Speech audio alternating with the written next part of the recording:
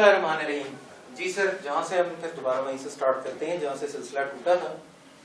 Fan HVAC industry में एक बहुत इम्पोर्टेंस रखता है इक्विपमेंट। जिस वक्त बजटिंग हो रही होती है उस वक्त फैन की इतनी अहमियत नहीं होती जितना कि किसी चिलर की, किसी बॉयलर की है या किसी पैकेज यूनिट की है। उसके पैसे एक तरफ और पंखा तो खैर बहुत पीनट है उस हवाले से, लेकिन फैन की इंपॉर्टेंस बहुत ज्यादा है। HVAC का शायद ही कोई ऐसा इक्विपमेंट हो कि जहां पे चाहे छोटी कैपेसिटी में या बड़ी कैपेसिटी में फैन की इन्वॉल्वमेंट ना होती हो। एयर हैंडलिंग यूनिट बड़ी एक आम सी चीज है और खास चीज भी है। फिल्टर बॉक्स हैं, मुख्तलिफ किस्म के फिल्टर्स हैं, लूवर्स हैं, कॉइल्स हैं, लेकिन वो तब तक डेड हैं जब तक कि उसके बीच में एक एक्टिव डिवाइस यानी कि फैन की इन्वॉल्वमेंट नहीं होती, जब तक इंस्टॉल नहीं होता। ये तो हो गया फैन से रिलेटेड। अब नेक्स्ट जो इसमें बात आती है वो ये है कि फैन है क्या basically. Is fan is a producer, जो आज की हमारी स्लाइड भी है जो शुरू में थी कि fan the air server. Fan basically serving का काम करता है। Fan is not a producer, क्योंकि आप देखें कि इस वक्त जो हवा तो यहां पे भी मौजूद है।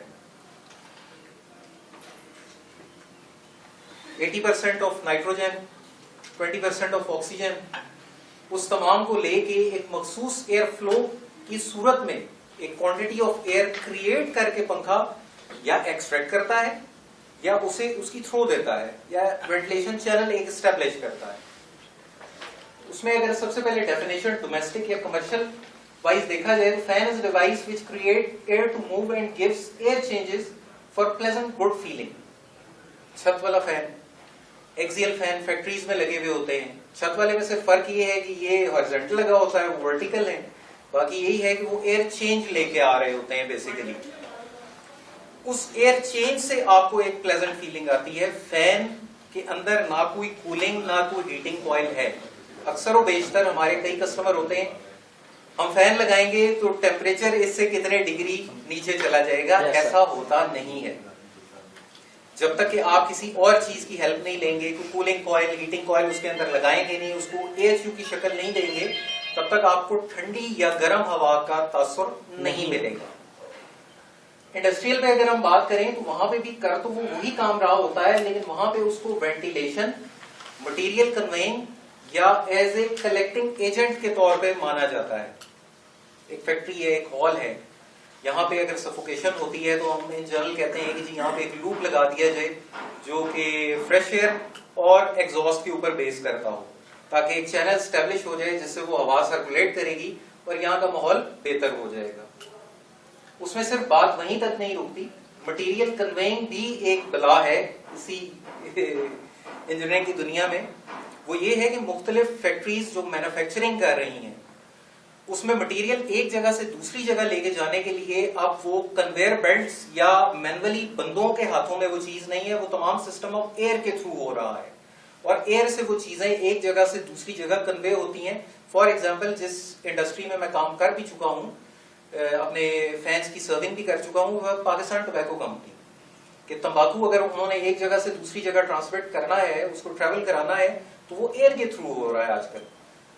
उसी तरह उसमें वो डस्ट कलेक्शन का काम भी कर रहा है वही फैन के डस्ट कलेक्टर्स हैं, उसमें डस्ट बैग्स लगे होते हैं, लेकिन बैक एंड के ऊपर पंखा ही काम कर रहा होता है जो वहां से एक मखसूस वेलोसिटी के ऊपर वो तमाम चीजें एक्सट्रैक्ट करके बैग्स में कलेक्ट हो जाती हैं और पंखा अपना काम मुकम्मल कर देता है। Next slide. इस फैन की सिलेक्शन के हिसाब से फैन के मुख्तलिफ लॉज हैं जो एप्लीकेबल होते हैं। यानी कि आप लोगों में से कोई भी ये सवाल करे कि हाउ वुड आई नो कि विच फैन टाइप और which kind of fan on which specification I have to give for this conference hall, तो उसके ऊपर आपको कहीं ना कहीं से तो कहानी स्टार्ट करनी पड़ती है। मिसाल के तौर पे कि पंखा मैंने इजाद नहीं किया, पंखा ऑलरेडी मेरे वालिद साहब से भी पहले का इजाद हुआ है, तो एक लैंडमार्क मिल जाता है मिसाल के तौर पे कि हम आमतौर पे गोरे की चीजों से देख के और एक आप लैंडमार्क वहां से उठाते हैं, माइलस्टोन होता है कि जी एक पंखा है वो 15 इंच डाई का है and it is providing 2000 CFM on a specific RPM and this is the static pressure against what it can work. हम उसको मान लेते हैं कि जी हमें एक पंखा मिल गया, हमने एक पंखा बना लिया खुद से, जिसके मखसूस एक एयर फ्लो है, एक स्टैटिक प्रेशर जिसके ऊपर वो काम करेगा, उसकी इतने हार्स पावर की मोटर लगेगी और वो आपको ये ड्यूटी परफॉर्म करके देगा। अब आपके या मेरे जहन में यही बात आएगी कि यार इस पंखे की बजाय अगर मैं इसका साइज थोड़ा सा चेंज कर दूं, इसके आरपीएम थोड़े तेज कर दूं, इसकी मोटर की कंजम्पशन ज्यादा है, मेरी हवा की क्वांटिटी की फरमाइश इतनी नहीं है, मैं इसे कम कर दूं, उस चीज को मालूम करने के लिए फैन लॉज एप्लीकेबल होते हैं, जो कि इस वक्त स्क्रीन पे आपके सामने है। इसमें उसको कुछ थोड़ा सा इक्वेशन को डेराइव भी एग्जांपल्स के हिसाब से किया हुआ है कि हाउ इट वर्क्स। कि आपके CFM1 जो आपके ऑलरेडी मौजूद थे, उसके हिसाब से आपका एक स्टैटिक प्रेशर 1 जो ऑलरेडी था मौजूद, अब आप ये कहते हैं कि मैं इसके आरपीएम चेंज कर देता हूं।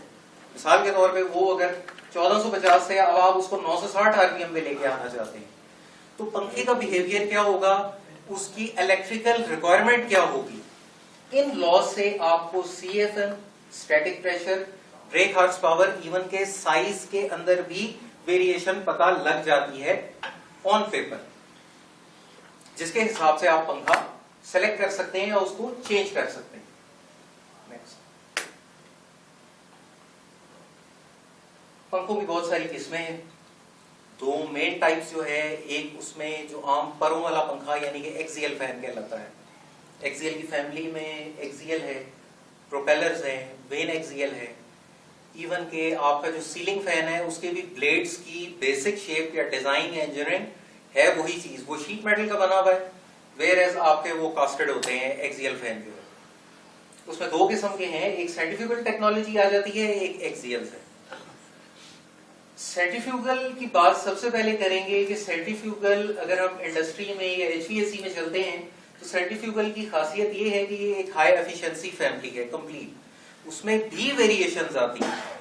सेंट्रीफ्यूगल में भी हाई एफिशिएंसी भी है और सेंट्रीफ्यूगल में लो एफिशिएंसी फैंस भी मौजूद हैं।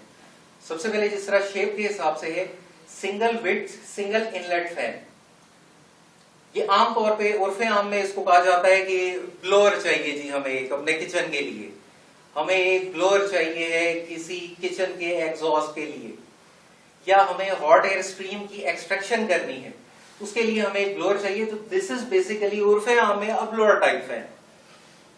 इसमें हमारे पास दो तीन किस्म की वेरिएशंस फर्दर हैं आगे। ये अंदर का जो इम्पेलर है इसका, ये आपको फॉरवर्ड कर्व में भी मिलता है, बैकवर्ड में भी मिलता है और एयरफॉयल में भी मिलता है। अब थोड़ा सा इसकी डिटेल में आपको बताता हूं।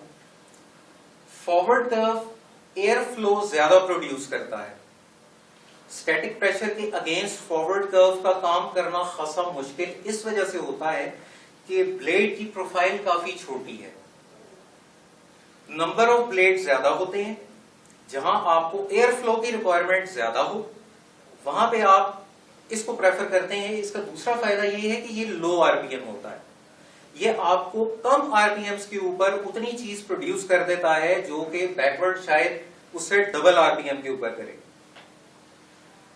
इसके ऊपर बहुत सारे काम हो चुके हैं, कई दफा ASUs में फॉरवर्ड कर्व इम्पेलर लगे हुए तो आते हैं, लेकिन स्टैटिक प्रेशर सिस्टम में ज्यादा होने की वजह से वो प्रॉपर काम नहीं कर पाते।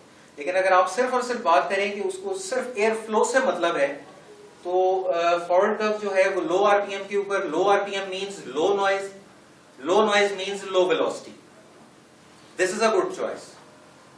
सेकंड नंबर पे आ जाता है बैकवर्ड इंक्लाइन।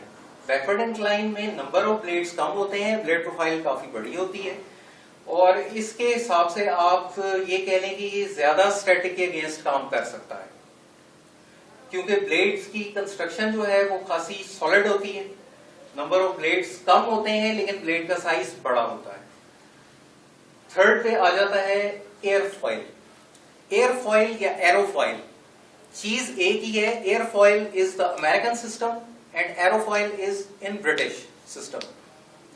एयरफॉयल के अंदर आपका ब्लेड का डिजाइन जो है वो फोल्डेड है। एयरफॉयल का डिजाइन आप कह लें कि फोल्डेड ब्लेड में, अगर आप लोगों में से माशाल्लाह इंजीनियरिंग उसमें है तो कुछ एरोडायनामिक्स या आपने शेप्स वगैरह पढ़ी होंगी इस हवाले से, एरोफॉयल शेप्स, उसमें जहां क्लीन एयर एप्लीकेशन हो वहां पे तो एयरफॉयल या एरोफॉयल एप्लीकेबल है। उसकी वजह ये है कि ब्लेड जो है वो एक डबल फोल्डेड है और उसकी एक्सट्रूजन जो है उस हिसाब से या उसका जो है डिटेरियोरेट होने के चांसेस ज्यादा है रफ एनवायरनमेंट में as compare to clean air environment में। क्लीन में वो ज्यादा बेहतर चल जाता है एरोफॉयल या एयरफॉयल। एयरफॉयल की एफिशिएंसी बैकवर्ड और फॉरवर्ड से बहुत बहुत अच्छी होती है, but it is a costly fan. Next हमारा आ जाता है डबल बेड डबल इनलेट। वहां पर एक से सवाल ये है, ये जरा थोड़ा समझा दें कि ये सिंगल इनलेट और सिंगल विड्थ में क्या चीज है जिसको आप कहते हैं कि सिंगल विड्थ है और सिंगल इनलेट है? सर सिंगल विड्थ मतलब वो फिर जब मैं डिटेल पे आऊंगा वो चीज क्लियर करूंगा, लेकिन वैसे मैं बता देता हूँ कि single width and single inlet, एक ही इनलेट है जहां से हवा उसने खींचनी है और उसकी एक ही आउटलेट है जहां से उसने हवा ब्लो आउट कर देनी है। This is the main principle. अच्छा, अब बात करते हैं डबल बेड डबल इनलेट की। इसमें अब सर ने जो क्वेश्चन पूछा कि बैक टू बैक व्हील्स दो जोड़ लिए आपने, दो इनटेक्स हो गए, this one and this one, दोनों तरफ से हवा खींचेगा और उसकी अगर आप आउटलेट के एरिया देखें तो इस सिंगल बेड सिंगल इनलेट से डबल हो जाएगा। काम इसका ज्यादा होता है फ्रेश एयर एप्लीकेशंस में, जहां पे आपने फ्रेश एयर देनी हो। मिसाल के तौर पे एयर हैंडलिंग यूनिट्स की बात करें तो वहां पे सिंगल बेड सिंगल इनलेट पंखा कम ही इस्तेमाल होता है। वहां पे DWDI फैन इस वजह से इस्तेमाल होता है कि आपके फिल्टर्स और कॉइल्स के ऊपर जितना एरिया वाइज बड़ी जगह होगी और उतना ब्लो करके उसके ऊपर से हवा गुजरेगी, वो उतनी एफिशिएंसी बेहतर उसकी समझी जाती है। इसके अंदर फिर वो ये है फॉरवर्ड कर्व है, बैकवर्ड इंक्लाइन है और एयरफॉयल है। बेसिक प्रिंसिपल या बेसिक तमाम कानून वो ही इसके ऊपर भी नाफिज होते हैं और ये भी उसी प्रिंसिपल के ऊपर चलता है। इसमें कई शक्लें हैं आपके पास आगे के लिए, इसकी ब्लेड की फॉरवर्ड कर्व की, बैकवर्ड की? सर कुछ तो मैंने यहाँ पे ये दी हुई है। अच्छा, अगर आप इसमें देखें बाबा, ये जूम हो सकता है किसी तरह। ये सर मैंने फॉरवर्ड कर्व दिया हुआ है, दिस वन इज बैकवर्ड, और ये फोल्डेड ब्लेड के साथ जो है ये एयरफॉयल या एरोफॉयल जिसको बोलते हैं। इसमें आप देखें जैसे मैं आपको बता रहा था कि फोल्डेड शीट का बना हुआ है। फॉरवर्ड के अंदर नंबर ऑफ ब्लेड ज्यादा है, लेकिन दोनों की डायरेक्शन ये कि सब करके आगे फेंकेगा। जी सर, जी सर, ठीक, जी सर। फॉरवर्ड कर्व की साथ एक और चीज सर बताता चलूं, वो ये है कि फॉरवर्ड कर्व के ब्लेड की जो डायरेक्शन है, जो कि हमारे फैन के मूवमेंट होती है उसी साइड पे होती है उसका ब्लेड। बैकवर्ड एंटी क्लॉकवाइज होता है, उसकी डायरेक्शन जो है वो ऑपोजिट डायरेक्शन पे होती है जिस पे पंखे ने घूमना हो।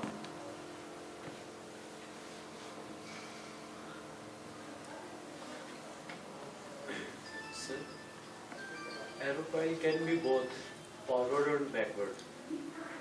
नहीं, एरोफॉइल जो है वो फॉरवर्ड में हो नहीं सकता। फिर वही बात आ जाती है कि अगर आप फॉरवर्ड के अंदर देखें तो फॉरवर्ड में ब्लेड का साइज इतना है ही नहीं कि आप उसको फोल्ड करके उस शेप में लेके आ सकें। लेकिन मैंने कुछ एरोफॉइल ऐसी देखी है जो काफी थिक होती है। अच्छा जी sir, thickness is entirely different thing, लेकिन अगर आप ये देखें कि मींस के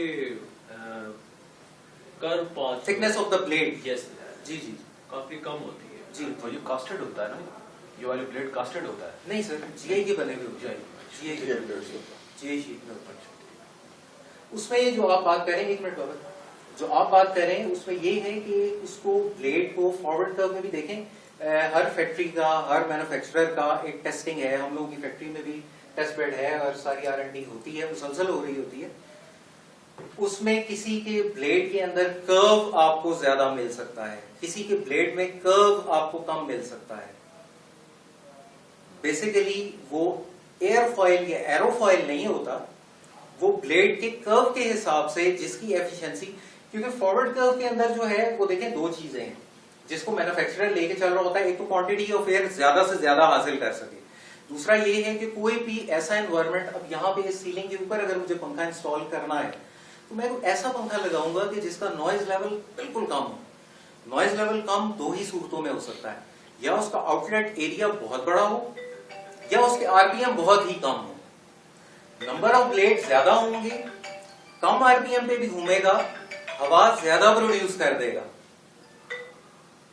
तो उसमें ब्लेड का जो कर्व है वो हर मैन्युफैक्चरर का उस हिसाब से डिफरेंट हो सकता है, बट मेरे नजदीक एरोफॉइल फॉरवर्ड के अंदर बनाना मुमकिन नहीं है।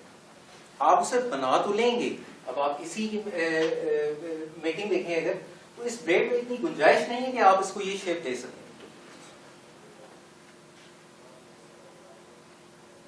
और कोई चीज ऐसी नहीं होती, मैं आज खड़ा होकर ये कह रहा हूं कि ये नहीं हो सकता, but you can do, anyone can do, और उसका रिजल्ट भी देख सकता है।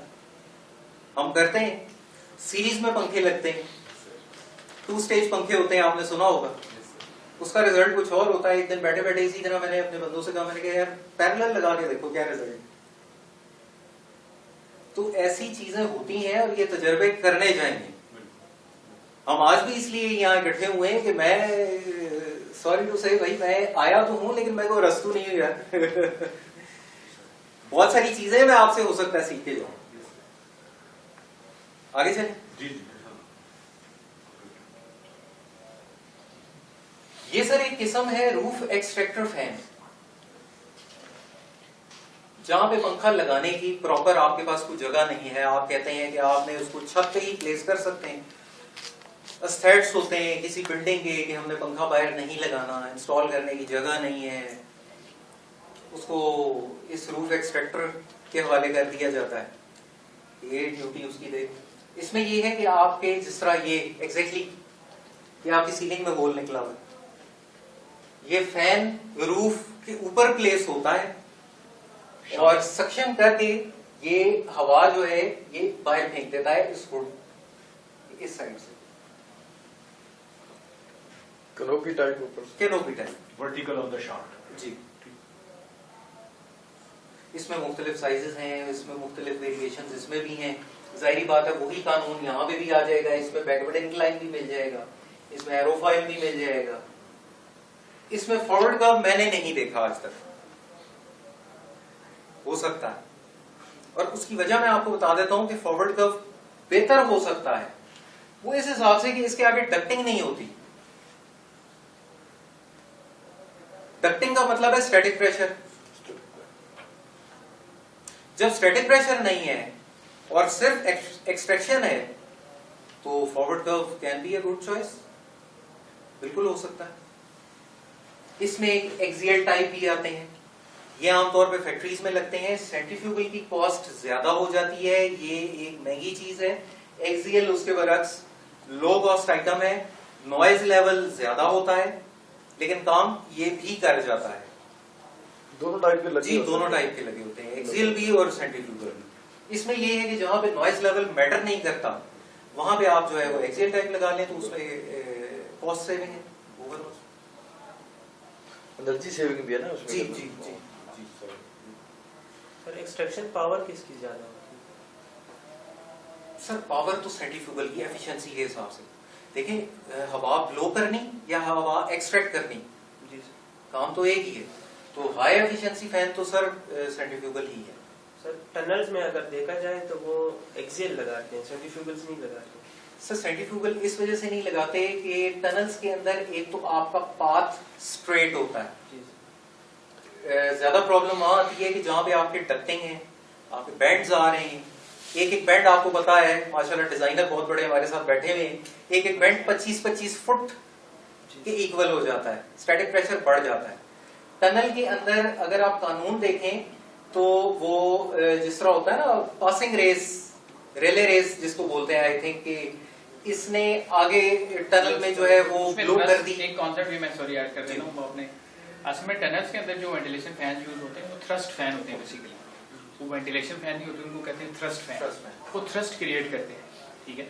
वो पुश करते हैं एयर के वॉल्यूम को टू मेक श्योर कि डाइल्यूशन पॉसिबल हो या स्मोक जो क्रिएट हो रही है। तो जिस तरह अभी अपना उमर भाई बात कर रहे हैं तो वो एक्सियल के लिए मैं ये समझता हूँ, अगर आसान लफ्जों में बात की जाए तो जहां आपने वॉल्यूम आपकी प्रायोरिटी है तो वहां आप एक्सियल को बेस करते हो। जहां सिस्टम इफेक्ट आता है, जैसे उमर भाई ने बात की कि जहां सिस्टम को आपने ओवरकम करना है, तो वहां पे प्रेफर किया जाता है कि आप सेंट्रीफ्यूगल के ऊपर जाओ। सेंट्रीफ्यूगल की पावर ज़ाहिर है ज्यादा है, वो कैन मैनेज द स्टैटिक वो है। और वहां पे आपको जो है वो एयर वहां से एक्सट्रैक्ट करनी है टनल में से, कि फ्यूम्स ना हो, कार्बन मोनोऑक्साइड आई थिंक उसी के हवाले से आप बात कर रहे हैं कि वो अगर गाड़ियां गुजर रही हैं तो कार्बन मोनोऑक्साइड ज्यादा इकट्ठी ना हो, तो वो तो सिंपल ये है कि यार इसको बाहर निकालो किसी तरह, कानून वही है। तो उस हवाले से एक्सियल ही चलते हैं, हाई वॉल्यूम, लेकिन स्टैटिक नहीं है, इतना मिलता। और वो भी अगर मैं आपको बात बताऊं तो उसकी थ्रो वाइज जो है वो एक पंखा लगा होगा मिसाल के तौर पे स्टार्टिंग में टनल की, तो अगला पंखा हो सकता है 15 फुट पे लगाओ, फिर 15 फुट पे लगाओ, फिर 15 फुट पे लगाओ जी फिर वो काम करता है सर। जस्ट एयर को पास करने की, वो पास करने की। क्योंकि आपका सवाल बहुत अच्छा था, लेकिन वो उसकी एक्सट्रैक्शन के लिए उसे बहुत सारे बंदे चाहिए कि यार जरा मेरे साथ जोर लगाना। जेट फैंस भी कहते हैं उनको, jet tube axial. Fans. Parking lots में लगे हुए हैं, ये सेंटोरस वगैरह में, ईगा मॉल में, पार्किंग जो है बहुत यहाँ पे popular है। पार्किंग में आपने देखा होगा जेट फैंस लगे हुए होते हैं, सिलेंसर्स हैं, जेट फैंस हैं। वो भी यही है कि जो गाड़ियों को फ्यूम्स वहां पे इकट्ठा है तो उस सारे को एक्सट्रैक्ट करके उसने बेसमेंट से बाहर निकालना होगा। तो वहां पे भी यही एक्सियल का कानून ही आता है। Thank you sir. आगे चलें। एक सर ये जनरल बॉक्स टाइप है, centrifugal inline, general kitchen exhaust, general kitchen exhaust, hood exhaust नहीं। हुड के अंदर लगाएंगे तो आगे हम इसके ऊपर डिबेट भी करेंगे। इसका इंटेक ये है फ्रंट से, ओन साइड से, दिस इज द सक्शन। आमतौर पे लोग ये समझते हैं कि वो ओन है, फ्रंट है तो यहाँ से डिस्चार्ज करता होगा, ऐसा नहीं है। ये इसकी सक्शन साइड है और ये हवा जो है ये इस इम्पेलर और मोटर के ऊपर से बाहर स्ट्रेट मार देता है। एक्सियल फ्लो है, this is not the axial fan minded, axial flow है। हवा खींचेगा और इसको बैक साइड से थ्रो कर देगा। किचन एग्जॉस्ट के ऊपर ये पंखा इस वजह से नहीं आता कि आपके किचन के टेम्परेचर्स वेरी कर रहे होते हैं। आप नॉर्मली स्टैंडर्ड मोटर लेते हैं सीमेंस की, 50 डिग्री, 45 डिग्री, 55 डिग्री। हाँ, आपको ज्यादा टेम्परेचर वाली मोटर जो है वो कॉस्टली अगर आप लगा लें तो फिर ये फैन आप किचन एग्जॉस्ट पे लगा सकते हैं। किचन की जनरल वेंटिलेशन की बात है।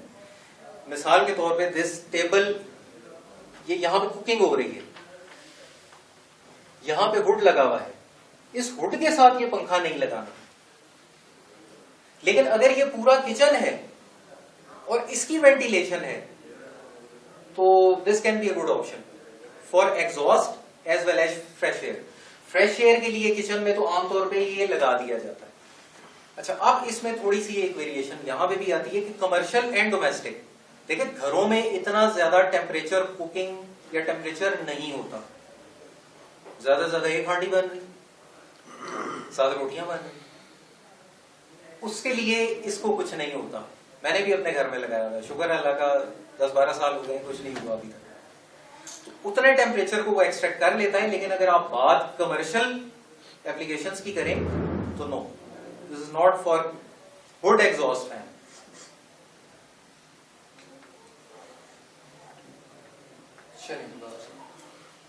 ये बाथरूम वगैरह के लिए ज्यादा, जी, बाथरूम के लिए भी ठीक है। इनलाइन, जी जी जी जी जी जी बिल्कुल बिल्कुल ऐसे।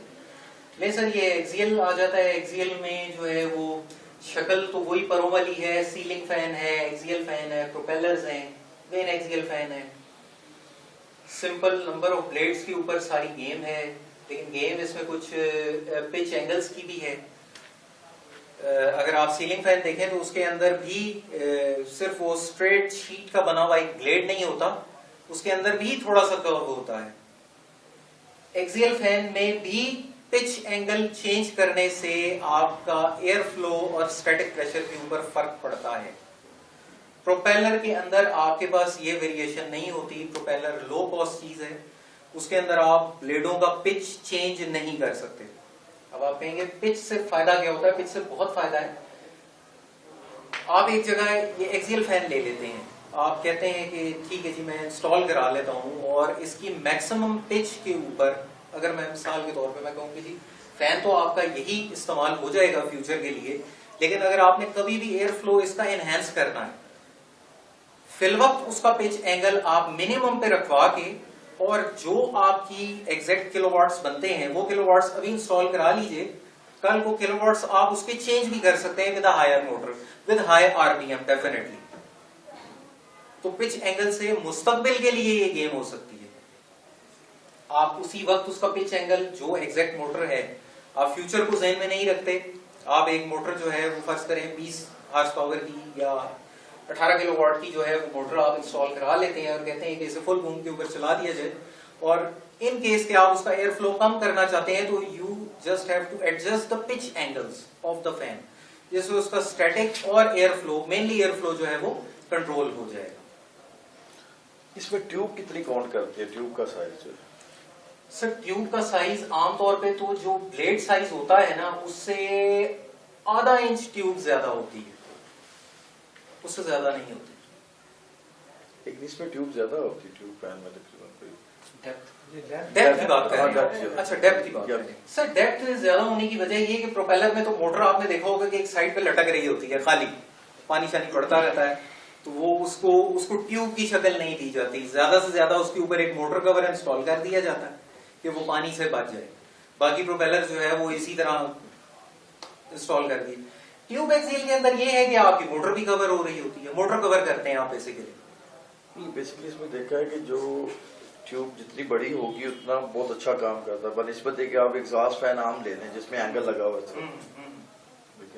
उसकी निस्बत ये वाला जो है पंखा ये बहुत अच्छा वर्क करता है। सर उसमें अब फिर वही है कि ये तो तजर्बाती चीज है, करके अगर आप देखें, आपकी बात बिल्कुल ठीक है। आप एग्जॉस्ट फैन जो बात कर रहे हैं, 2000 प्रोपेलर्स, वो लाल फैन, पाक फैन जो स्टैंडर्ड होते हैं, वो होते हैं प्रोपेलर फैंस। प्रोपेलर की और कास्टेड ब्लेड की सिर्फ मेटलर्जी के हिसाब से एफिशिएंसी ऊपर नीचे नहीं है, कर्व डिजाइन वाइज भी है, कर्व भी है उसका। तो वो अगर आप देखते हैं, मे बी उस प्रोपेलर को अगर हम ट्यूब में लगा लें बड़ा अच्छा काम करे। नहीं, वो देखा गया कि ट्यूब में लगने से उसकी एफिशिएंसी बहुत अच्छी हो जाती है। सर हो सकती है, बिल्कुल हो सकती है। उसकी सेक्शन पावर बहुत अच्छी बढ़ जाती है। सेक्शन पावर ये है कि आप उसको एक डेडिकेटेड पाथ दे देते हैं, वॉल्यूम कंट्रोल कर देते हैं, वॉल्यूम कंट्रोल कर देते हैं, डेडिकेटेड पाथ दे देते हैं। आप डक्टिंग लगाते हैं बेसिकली, तो डक्टिंग का मकसद यही होता है, यहाँ पे एक इतने स्क्रीन के साइज का एक्सियल फैन लगा के और हवा जस्ट ब्लो कर दी जाए तो हवा तो आप सबको आएगी, लेकिन अगर एक डक्टिंग प्रॉपर इंस्टॉल हुई भी हो, डिफ्यूजर्स हो और सर से लेके और वहां तक जो है वो मुख्तलिफ डिफ्यूजर से हवा बड़ी नजाकत से निकल रही है अगर, तो उसमें और डिफाइंड पाथ में तो डेफिनेटली फर्क होगा, फर्क पड़ता है, बिल्कुल पड़ता है। लेकिन ये नहीं होगा कि आप इसको और दो फिट करते तो पता चला और एफिशिएंसी बढ़ गई। वॉल्यूम कंट्रोल करने के लिए है कि वॉल्यूम सक्शन पावर जिस वक्त उसे ज्यादा काम करना पड़ेगा ना, वहां पे एक्सियल फेल हो जाएगा। सिर्फ एक एंगल लगने से वो जरा थोड़ा बड़ा हो जाएगा तो वो बेहतर हो जाएगा, लेकिन बहुत ज्यादा बड़ा करेंगे तो वो फिर नुकसान हो जाएगा। एंगल जो है ना, वो एंगल जो है ना, वो आपकी जो है ना, आगे आपको ज्यादा बेहतर बताएंगे। उसकी मतलब जो एडजस्टमेंट है, उसकी एयर की जो ब्रेकिंग है उस पर रेजिस्टेंस आ रहा है ना, तो वो ज्यादा खींच रहा है या कम कर रहा है। और जब इस फैन को जो आप यहाँ देख रहे हैं, एक ऐसी फैन को आप कूलिंग टावर के ऊपर आप देखें तो वहां पे तो एडजस्टमेंट मारने वाला है, जो उसको परों को पहले एडजस्ट किया जाता है, उसको बेवल प्रोटेक्टर बोलते हैं सर, जो उसका इंस्ट्रूमेंट है जिससे उसको लेवल। सर मैं उसकी एक और एग्जांपल देता हूँ, बड़ी अच्छी वो हो जाती है, वो आगे हमारे आएगा, वो है when axial fan. When axial के अंदर मैं आपको डिजाइन भी आगे, अभी नहीं बाबू नहीं, बस ऐसे एक-एक करके चलते रहे। अभी आप पीछे ही रहने दें। वेन एक्सियल में होता ये है कि एक वेन एक्सियल, वेन क्या बला है, वेन बेसिकली एक आप कह लें, मिसाल दे रहा हूं सर, फिक्स लूवर होते हैं ना आपके, वेन भी फिक्स होता है। वेन करता क्या है, वेन आपकी हवा को एक डायरेक्शन देता है। प्रोपेलर जिसका आप जिक्र कर रहे हैं, बेमुहार हवा आ रही है, गुजर रही है, वो एफिशिएंसी वाली बात आपकी बिल्कुल ठीक है, क्योंकि उस एंगल के फ्रेम के अंदर उसका कोई डेडिकेटेड पाथ नहीं है कि इस हवा ने जाना कहां है, मैं कहां सर्व करूं, कहां डिलीवर करूं। जब ट्यूब की बात करते हैं तो वो बात भी आपकी बिल्कुल ठीक है, ट्यूब के अंदर आपको थोड़ा सा एक पाथ ऐसा मिल जाता है कि हवा गाइडेड होती है।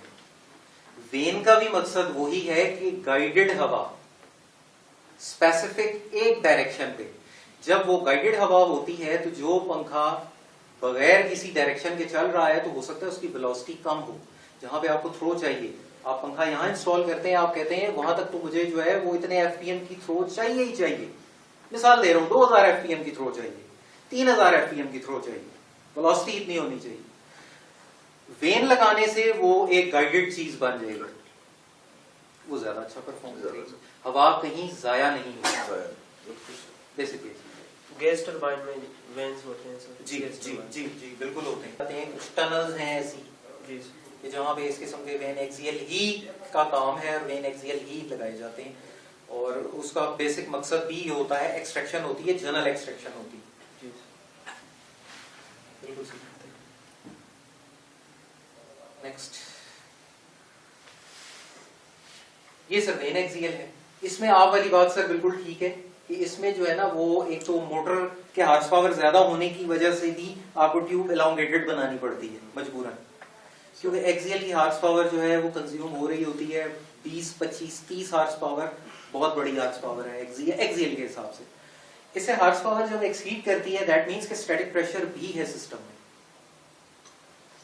ये सिर्फ कंप्रेसर्स में जो इसका मटेरियल होता है वेन्स का, जी वो कार्बन का भी होता है अक्सर, जी जी सर बिल्कुल और फाइबर का भी होता है। बिल्कुल होता है।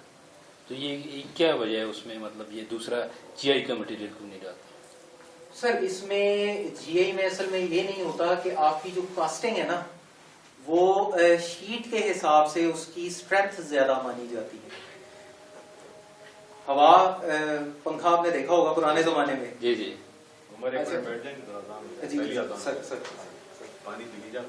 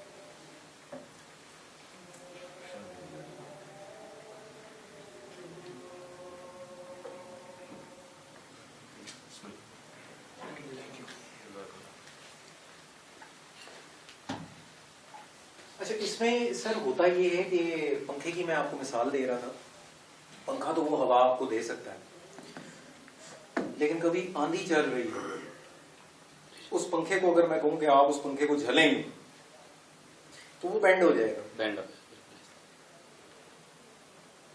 जबकि वो काम करता है। लेकिन स्टेगनेंट एयर के अंदर इस किस्म के एनवायरनमेंट में बहुत अच्छा काम करता है, जहां ऑलरेडी रफ वेलोसिटीज हो, एक्सेलरेशन आपको नहीं पता किस वक्त क्या है। आमतौर पे इस किस्म की चीजें अगर वो ये कूलिंग टावर्स हैं या जो भी इक्विपमेंट लगा हुआ है मोस्टली तो बाहर ही लगा हुआ होता है ना, किसी डेडिकेटेड इनसाइड एनवायरनमेंट में कम होता है, बाहर से इंटेक्स भी होते हैं। तो उस एनवायरनमेंट में, उस रफ एनवायरनमेंट में वो चीज जीआई के ऊपर बन नहीं सकती, बनाई नहीं जाती। जिस तरह एक प्रोसेस का पंखा है जिसका स्टैटिक प्रेशर जो है, मिसाल दे रहा हूँ 25 इंचेस ऑफ वाटर कॉलम, उस पंखे की शीट अगर आप उसका स्क्रॉल भी बनाएंगे या उसका एम्पेलर भी बनाएंगे तो कम से कम आप कहेंगे कि यार 6 मिली का तो उससे कम वाला उसके ऊपर फिजिबल नहीं है। इस वजह से वो चीज कभी डेवलप नहीं हुई। गैल्वनाइज शीट का अगर आप कह रहे हैं बनाने के लिए तो आप कितनी थिकनेस बना लेंगे, ज्यादा से ज्यादा, लेकिन कास्टिंग में तो आप उसको खासा थिक कर सकते हैं। लेकिन उसको फिर गैल्वनाइज कर दिया जाता है लेटर ऑन। कूलिंग टावर के जितने फैन हैं पहले एमएस के अंदर कास्टेड होते हैं, फैन उसको फिर गैल्वनाइज कर दिया जाता है।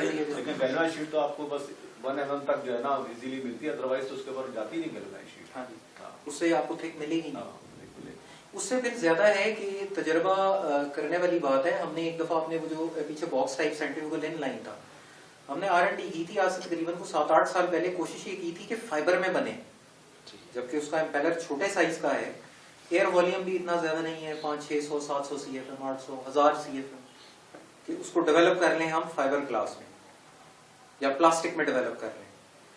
लेकिन हमारे मुल्क में अलमिया ये है कि आप किसी को ये काम आगे फर्दर किसी वेंडर को करने के लिए देते हैं तो वो लीस्ट बॉदर अबाउट इट, यार देखेंगे वो सबसे पहले ये पूछता है कि यार क्वांटिटी कितनी है। प्रेशर भी देखें ना, ऑपरेटिंग प्रेशर चेक करें, इसका प्रेशर कहाँ है, कंप्रेसर का प्रेशर कहाँ है, उससे डायनेमिक्स ही और है, ऐसे सिस्टम ही की ऑपरेटिंग कंडीशंस और है। ऐसे ही। तो इसमें सर आ जाता है पावर 1 मिनट। इसमें जो आपका बेसिक डिजाइन है वो ये है कि इसमें हब डाया, इसको हम हब बोलते हैं, हब डाया इसमें जो है वो ज्यादा होता है, और ब्लेड्स का साइज जो है as compare to axial fan वो छोटा होता है।